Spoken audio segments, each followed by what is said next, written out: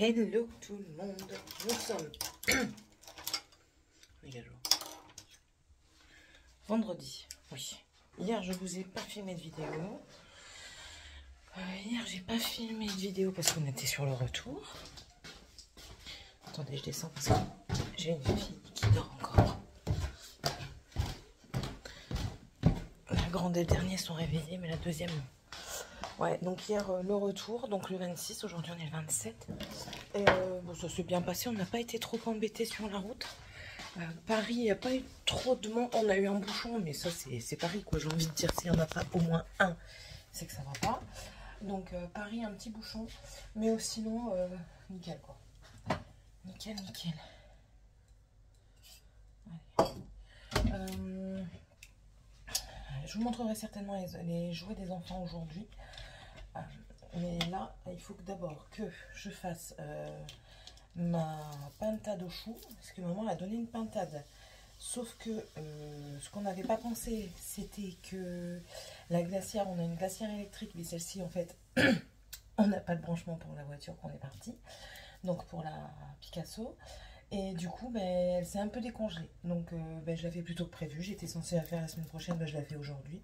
J'ai acheté un chou vert hier parce que oui, hier, on n'avait plus d'eau du tout. Et on crevait de soif. Clairement, j'ai bu 1,5 litre d'eau en une soirée. Mais après, voilà, sur la route, on n'a pas bu beaucoup. On s'est plus reposé qu'autre chose. Donc, voilà. Donc là, je vais faire un pintade au chou. Je vais essayer de vous filmer un petit peu la vidéo, le truc. Mais c'est pas donné. Il faut que je fasse ça.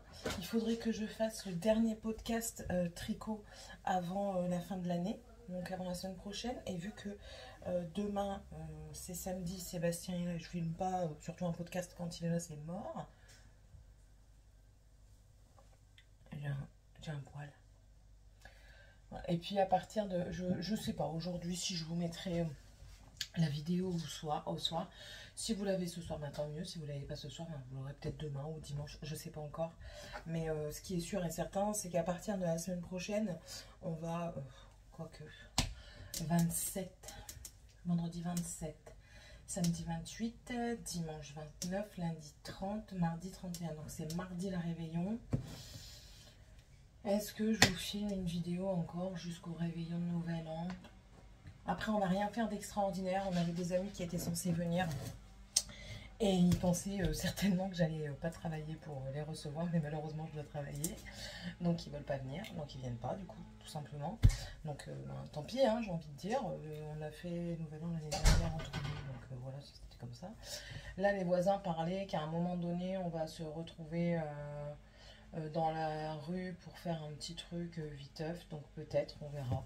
On verra bien, en tout cas, voilà. Si c'est pour le réveillon de l'an, il n'y a pas de... Nous, on ne fait pas de fioriture.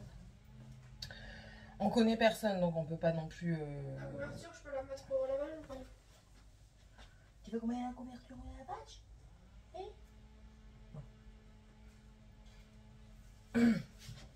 Elle a passé au bain hier. Quelle pluie là. Chez mamie, on s'est amusé à voyager dans de la vase, dans de la bouse de bâche aussi. Sinon, c'est pas comique. Hein? Ah ouais? Oh, tu côté. Mon colis tout sur le J'ai caressé, j'ai fait des caresses et tout parce qu'elle puait plus du coup. Donc là, j'ai fait le temps et tout. Elle était toute douce, c'était vraiment pour me dire mieux. C'est rare. Et ouais, je vais juste laver bien son collier et mettre de l'huile essentielle de lavande dessus pour repousser les puces. Parce que je l'ai aussi enlevé le maximum de puces. Il n'y a rien qui fait effet. Les colliers Ceresto ne font pas effet sur elle. Le Frontline ne fait pas effet sur elle. On va réessayer avec les pipettes. Mon voisin a donné une pipette parce qu'il est passé hier pour nous aider pour ramener le congélateur. Parce qu'on est reparti chercher le congélateur hier. Le frigo, du coup, on l'a ramené de chez maman. De chez les amis plutôt. Donc il est venu nous aider à sortir le congélateur. Il m'a conseillé au passage, mon mari, mais bon bref, ça c'est tout. Et il est venu, Sébastien, il lui a dit viens boire une bière, au moins comme ça, je te remercie, et puis on discute comme ça. Donc il est passé et il disait comme quoi, lui il donne un comprimé tous les mois à son chien et qu'il est plus embêté par la puce. Mais moi j'ai pas envie de donner un comprimé par mois. Oui, je sais, la pâte elle bouge. Moi, je voulais lui faire les injections pour être tranquille pendant 6 mois en fait, parce que ma soeur elle le fait et ça se passe très bien pour son chien.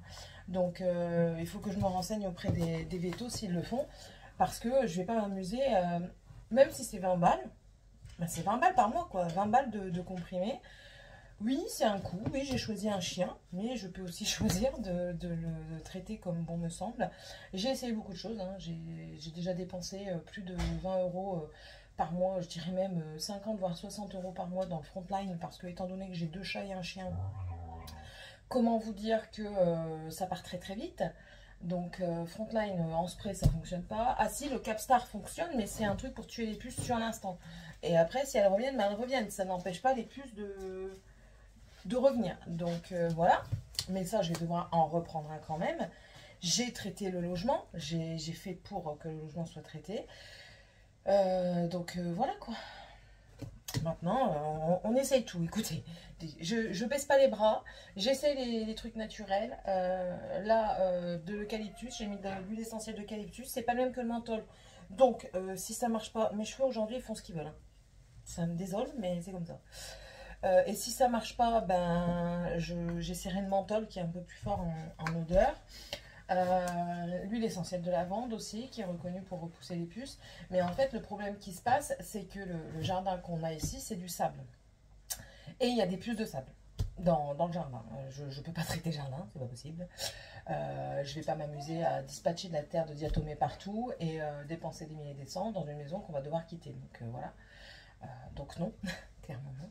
Dans un futur logement, ben je vais tout faire pour éviter les puces à l'intérieur. Donc je vais traiter les animaux avant qui rentrent dans le nouveau logement à ce moment-là. Je traiterai correctement les animaux avant. Donc je donnerai le Capstar pour qu'ils aient plus rien sur eux. Et je ferai en plus de ça le traitement anti-puce Frontline. Mais je veux un qui tue les larves. Voilà. Ouais, je sais. Et je traiterai les matelas qu'on a ici. Je les traiterai également parce que, ben oui, moi les animaux vont dans les lits, donc il est possible en fait qu'il y ait des larves qu'on ne voit pas. Voilà. Donc ça, je ferai tout au... Parce que moi j'ai un injecteur extracteur là, donc ça c'est nickel pour traiter les matelas et tout ça. Et les vêtements, je les relaverai une bonne fois avant de rentrer. Clairement, dans un futur logement qu'on aura, je sais pas quand, je sais pas où, voilà, bref.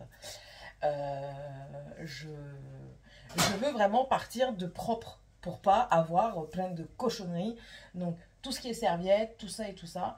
Et vu qu'on sera ici quand on va devoir faire les lessives, je veux laver ici. Je mets dans des sous-vides à la lavande, donc avec de l'huile essentielle de lavande. Je mets dans le sous-vide pour pouvoir emmener. Parce que là, ce sera pas possible. Ah, ça, c'est clair et net. Donc, c'est déjà bien acté dans ma tête.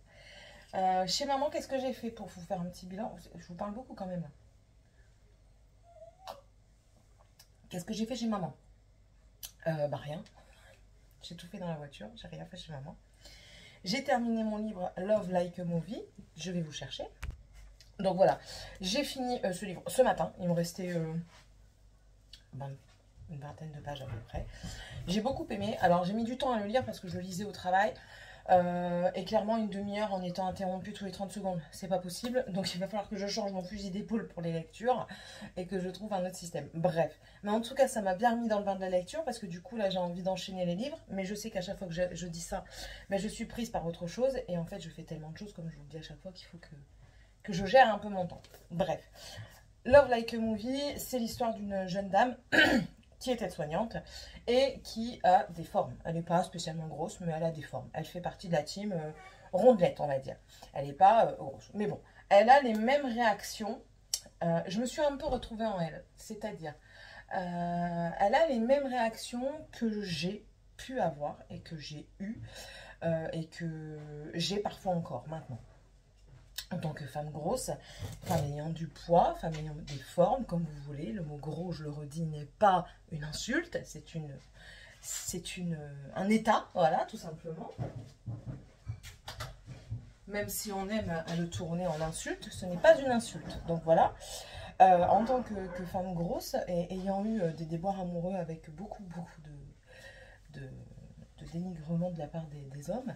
Je me suis vachement reconnue en elle. Bon, après, son histoire avec l'acteur et tout ça, beau comme un dieu et tout ça, non, ça, j'ai pas eu. Mais, enfin, voilà. Et en fait, ces réactions sont du sens, oui, parce qu'on est gros, on n'est pas possible d'être aimé, ou tout du moins être aimé et être vu avec la personne aimée. Ils veulent une expérience. Comment dire, le fait de manger devant quelqu'un, parfois ça peut être... Alors, ça commence à aller mieux pour beaucoup de personnes en surpoids, en obésité. Je vais vous changer de place parce que la lumière n'est pas flatteuse. Je vais juste... Vous êtes sur le sopalin. Donc oui, le fait de manger devant les personnes, on a peur toujours d'être un petit peu catégorisé, d'être critiqué. Oui, t'as vu, elle mange lentement parce qu'elle veut pas montrer que... Oh, t'as vu, elle est grosse, mais en même temps, t'as vu, elle mange vite, elle prend des grosses bouchées. Enfin voilà, quand vous avez du surpoids, mais de toute façon, quand vous avez quelque chose qui n'est pas dit dans la normalité, il est toujours simple de critiquer. Donc voilà, sachant que c'est pas parce qu'il y a une fille ou une femme qui est mince va aimer son corps. Moi, j'ai connu une femme qui détestait son corps. Elle faisait un taille 36 et elle détestait son corps, clairement. Donc, voilà, il faut pas... je pense qu'il faut vraiment accepter les gens comme ils sont. C'est compliqué pour beaucoup de personnes. Mais bon, voilà. Moi, j'ai dans mon entourage quelqu'un qui a énormément de mal à accepter la différence des gens parce qu'il n'a pas été élevé comme ça. Enfin, il ou elle, ce personnage, cette personne, j'ai pas envie de le genrer parce que, enfin voilà, j'ai pas envie que vous sachiez qui c'est non plus, c'est quelqu'un de mon entourage. Cette personne a beaucoup de difficultés à accepter les gens tels qu'elles sont parce qu'en fait, il a été élevé ou elle a été élevée dans, dans quelque chose où la normalité veut que... Voilà. Qu'est-ce qu'il y a ? Elle s'est cognée. Mais comment elle a fait? En fait, elle était là, elle s'est retournée, elle s'est cognée. Oui, et toi, tu joues avec elle? Non. Ah. J'allais dire, va doucement quand tu joues avec elle. Ça va? Oui, la normalité veut que... Donc, du coup, cette personne a beaucoup de difficultés à accepter des choses, entre guillemets, nouvelles. C'est compliqué. Donc, parfois, ça part souvent en clash avec cette personne. Mais, enfin, voilà... moi, je pars du principe que on est tous différents et puis voilà. Bref, hein, on va pas en rester là-dessus, mais bon, ce bouquin m'a beaucoup plu. Il y a une scène de sexe très explicite, mais bien faite, très bien faite, parce qu'elle n'est pas... c'est pas dégoûtant, en fait. Vous voyez, c'est pas trash. C'est beau, c'est joli. Bon, bien sûr, c'est bien explicite. Donc, à pas donner à toutes les petites mains. Mais je trouvais très joli. Et la relation, au final, est très belle. Parce que chacun arrive à faire une introspection. Donc, c'est-à-dire à se remettre en question soi et à se poser des questions sur soi. Et c'est une très bonne lecture. Franchement, moi, je dirais même que c'est un petit coup de cœur. Pas un gros coup de cœur, mais un petit coup de cœur. Parce que je vous dis, après, moi, je me suis fort identifiée à ce personnage. Non, je ne veux pas de lumière. J'ai assez de lumière, mes mails. Je me suis fort identifiée à ce personnage, à ses façons de réagir. Et c'était hyper bien. Et en plus de ça, il y a une petite dame qui est très attachante.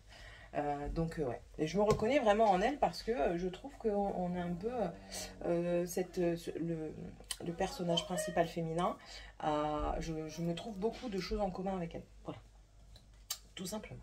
Donc j'ai eu le temps de lire ça dans la voiture. J'avais pris un point de croix, j'en ai pas fait du tout, et j'avais pris 2 tricots. Mon tricot du châle que j'ai démonté, je ne l'ai pas fait parce que clairement la concentration, c'était mort avec la route. À l'aller, j'étais fatiguée. Bon, retour aussi, hein, mais à l'aller, j'étais fatiguée. J'avais travaillé, je m'étais levée à 5 h du mat, donc même un peu avant parce que je voulais faire un petit peu de trucs dans la maison avant de partir.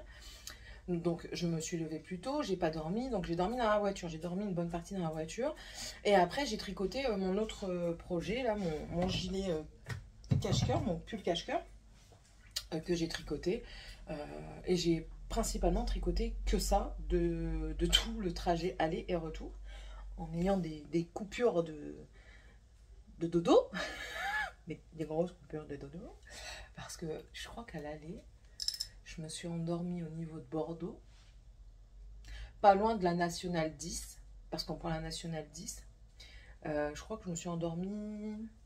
Bon, on s'est arrêté à Vivonne pour passer à Intermarché pour mettre du gasoil. Et je me suis endormie après Vivonne. Donc de Vivonne jusque presque Paris. Ouais. Jusque presque Paris, je me suis endormie. Donc j'ai bien dormi. Et puis après, j'ai commencé à tricoter. J'ai même tricoté dans le noir, chose à dire. Et puis j'ai continué à tricoter jusqu'à arriver. On est arrivé vers 21h chez ma maman. Je vous avais tourné une séquence où je vous filme le bas du sapin avec la présentation de la table, ma tante, ma mère et ma soeur. Et je sais pas, soit j'ai pas appuyé sur le bouton, soit j'ai supprimé sans le faire exprès. Il va falloir vider ça après, on va vider. Donc voilà. Et elle veut quelque chose. Quoi? Tu veux quelque chose? Début, je suis trop forte. Je sais ce qu'ils veulent. Je sais, tous les trois, ils veulent la même chose. Donc, je sais ce qu'ils veulent. Et donc, ça pour l'aller. J'ai tricoté un petit peu le lendemain parce qu'on est arrivé du coup le 24. Heureusement, on n'est pas arrivé trop tard. Donc, on a pu profiter un petit peu. Et le 25, on est parti chez ma belle-mère. On était censé prendre l'apéro avec le frère de ma belle-mère. Mais bon, il y a eu un souci du côté de sa belle famille à lui. Donc, enfin bref. Au final, on est parti chez maman tout de suite et on a passé la journée, on a passé une bonne journée et puis dans fin d'après-midi, on est parti avec la remorque chercher le frigo chez les amis avec qui on a discuté un petit peu. Ça m'a fait du bien de les voir également. Je pensais pas, mais ça m'a fait du bien de les voir également. Notamment le papa du meilleur ami de mon mari. Voilà. Parce qu'il est gravement malade et ça m'a fait beaucoup de bien de le voir parce que je l'ai trouvé beaucoup mieux. Donc ça fait plaisir. Puis après on est rentré, on a mangé, j'ai tricoté encore un petit peu. Et puis voilà quoi, le lendemain on a pris la route, il était 8h30, quelque chose comme ça. Et ça s'est bien passé, franchement ça s'est bien passé. Les enfants avaient leur jeu, donc Dragan y a pris un jeu quasiment tout le long de la route parce qu'il a adoré, ensuite ils ont changé. Tiffania aussi, ils ont beaucoup dormi également parce que les cousins cousines étant là, ça fait qu'on s'endort très tard. Morgane, elle a regardé Walking Dead jusqu'à 4h du matin le 25. Donc comment vous dire qu'elle a dormi, je pense, les 90% du temps de la route, clairement. Et puis on a mangé sur la route vers 14h, quand on est arrivé à Vivonne en fait. Et je vous dis, on n'a pas été tant embêtés que ça. Et du coup, j'ai quasiment fini mon tricot. Il me reste juste le bas du corps. Il me reste tout ça à peu près du bas du corps. Et les manches, et vu que je fais les manches courtes, il est quasiment fini avec la finition. C'est mon énorme frère, il radore le tricot à ce moment-là. Mais ouais. Ah, j'étais bien. Donc voilà. Voilà un petit peu le topo. Je vous ai fait un remix des 2 jours là. D'accord? Donc c'est bon. Et puis là, maintenant, je vais faire à manger. Comment je fais? Je vous explique. La pintade au chou. À la base, c'est une recette Weight Watcher. Je vais essayer de la refaire comme Weight Watcher le fait. Vous faites revenir les lardons. J'ai acheté des lardons fumés ou pas, peu importe. C'est comme bon vous semble, sachant que fumé, c'est plus salé que les non fumés. Donc du coup, moi, c'est bonjour le pifomètre, mais j'essaierai de vous mettre des... Là, un truc est prévu pour l'année prochaine. Je vous en dis pas plus. Quoi? J'ai un problème avec mon truc. En fait, tu veux dire, ça marche quand il fait ça. La musique, elle... Faut regarder, je sais pas, je connais pas, chérie. Après, c'est pas les mêmes. C'est pas les mêmes choux. Donc moi, j'ai pris des lardons fumés. Là, j'ai pris quoi? 200 grammes en tout. Bon, ça devrait le faire. J'en ai 400 grammes. Je crois que je vais prendre des 400 grammes parce que moi, j'aime bien quand il y a des lardons.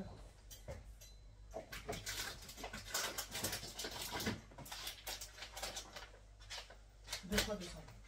On prend dessus. De toute façon, l'autre, il n'est pas perdu. Mais là, il y a 400 grammes. Comme ça, si je veux mettre que 200 grammes, je mets qu'un paquet. Si je veux mettre les 400 grammes, je mets le deuxième paquet. Des lardons. Un chou vert. Tu veux bien me donner le chou vert, chérie, s'il te plaît? un chou vert. Le chou vert, je vais détacher les feuilles. Non, je ne vais pas détacher les feuilles. Je dis des bêtises. Je vais enlever les grosses feuilles. Maman, Je vais enlever... Oui. le chou vert, ça se mange cuit ou pas? Je sais pas. Il faut blanchir. C'est indigeste, un chou vert. Donc, On fera blanchir, on fera pareil que la dame. voilà. Je vais enlever ce qui est pas beau. Ce qui est pas bon en fait, ce qui est un petit peu attaqué, donc principalement les grosses feuilles, mais je vais pas les jeter. Je vais voir ce que je peux récupérer, je vais juste, je pense, enlever les grosses côtes qui sont ici et les faire blanchir. Et le chou, lui, là, la paume, je vais la couper en 4 et je vais la faire blanchir. Et je vais pas garder bien sûr la partie croquante ici. Je vais la faire blanchir et une fois qu'elle sera blanchie, enfin moi je pique. Je pique et quand je pique avec mon couteau, il ne faut pas qu'il y ait trop de résistance en fait. Il ne faut pas que ça résiste, mais il ne faut pas non plus que ce soit tout mou. Donc c'est à surveiller. Ensuite, ben, la pintade, une ziquette de vin blanc. On va compter la dosette villageoise, vous savez, la petite bouteille. Une petite bouteille, c'est suffisant. Sel, poivre, un peu d'ail, du thym et du laurier. En fait, un bouquet garni. Je vous explique la procédure, puis après je vais m'y atteler. Je fais rossir mes lardons, donc je les fais revenir. J'enlève le gras, en fait, je les fais revenir comme ça. Je ne mets pas de matière grasse. J'enlève les lardons, j'enlève pas le gras. Désolée, pour ceux qui aiment enlever le gras, vous pouvez l'enlever. Je prends un oignon, je ne vous ai pas dit que je prenais un oignon. Je prends un oignon que j'aurais coupé en petits morceaux. Je le... Non, c'est pas vrai, Céline, reviens en arrière. On fait les lardons. Je vais prendre la pintade qui est dans le frigo. Et je vais essayer de la faire roussir sur tous les côtés. C'est une pintade maison, hein, c'est pas une pintade du commerce, donc elle n'est pas découpée. Ça, elle se démêlera toute seule dans le plat. Je vais essayer de la faire roussir sur tous les côtés. Et puis une fois qu'elle est roussie, je vais l'enlever, la mettre avec les lardons pour patienter. Je vais faire revenir un petit peu les oignons. Et ensuite, je vais remettre les lardons. Le chou qui sera blanchi, je vais le couper en lamelles que je mettrai aussi dans le plat. Voilà. Une fois que ça s'est mis dans le plat, je vais mouiller avec le vin blanc. Et une fois que le vin blanc est mis, je rajoute tout de suite la pintade, les épices. Et puis on laisse mijoter à feu doux au minimum 1h30, voire 2 heures. En fait, il faut que la viande elle se détache toute seule. Voilà, tout simplement.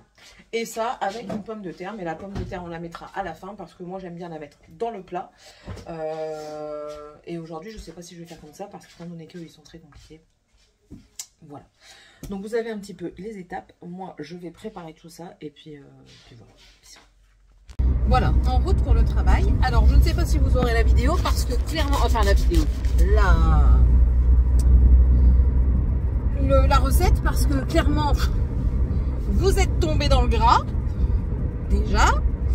Je vous ai mis en pause. J'ai oublié de vous rallumer pendant les 3/4 de la recette. Donc, comment vous dire que ce sera pour une autre fois, n'est-ce pas? Quand j'ai vu que j'avais oublié de rappuyer sur le bouton, j'ai dit, oh purée, si c'est pas possible, si ça s'est arrêté où du coup?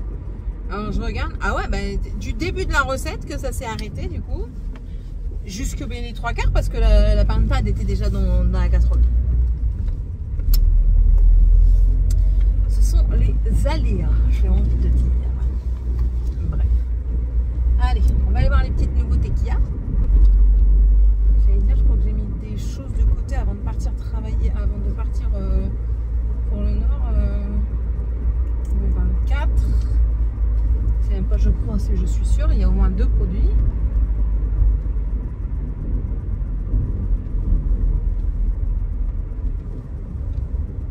Un kangué.